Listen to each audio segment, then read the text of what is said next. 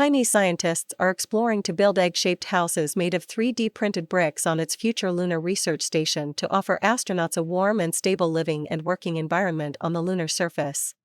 The novel two-story structure named Yuhuzhen, or moon pot vessel, features a design devoid of load-bearing beams or columns. At the apex of the egg structure sits a dome, while the eggshell body itself is divided into internal and external layers, between which a layer of ribbed structure is incorporated to enhance stability. The house's shell structure can maintain better stability, and the airbag placed into the eggshell can serve as a thermal insulation layer, providing a warm living and working space for astronauts. The remarkable houses are expected to be made from locally sourced lunar soil, adding another layer of astonishment to these egg-shaped buildings.